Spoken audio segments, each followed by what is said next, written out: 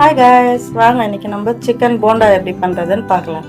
சிக்கனை கழுவி மிக்ஸி ஜாரில் போட்டு அரைச்சி ஒரு பவுலில் எடுத்து போட்டுக்கலாம்.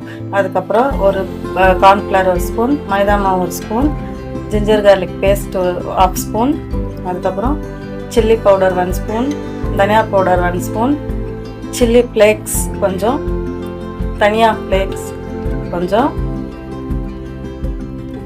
அதுக்கப்புறம் பொடி பொடியாக கட் பண்ண வெங்காயம் கொஞ்சம், சின்ன சின்னதாக கட் பண்ண க்ரீன் சில்லி கொஞ்சம், சின்ன சின்னதாக கட் பண்ண கொத்தமல்லி கொஞ்சம், அதுக்கப்புறம் சால்ட் இதையெல்லாம் போட்டு நல்லா இப்படியே மிக்ஸ் பண்ணிக்கலாம் guys. அதுக்கப்புறம் ஸ்டவ் பற்ற வச்சு கடாயை வச்சு எண்ணெயை ஊற்றி எண்ணெய் காயறதுக்குள்ளே இந்த சைடு எல்லாம் போண்டா நல்லா பண்ணி வச்சுக்கலாம், கொஞ்சம் கொஞ்சமாக சின்ன உருளையா. அதுக்கப்புறம் எண்ணெய் சூடானதும் அந்த போண்டாவை எடுத்து ஒன்றுனா எண்ணெயில் போட்டு ஒரு 10 மினிட்ஸ் நல்லா வேக வச்சு எடுத்தால் நம்ம சிக்கன் போண்டா ரெடி.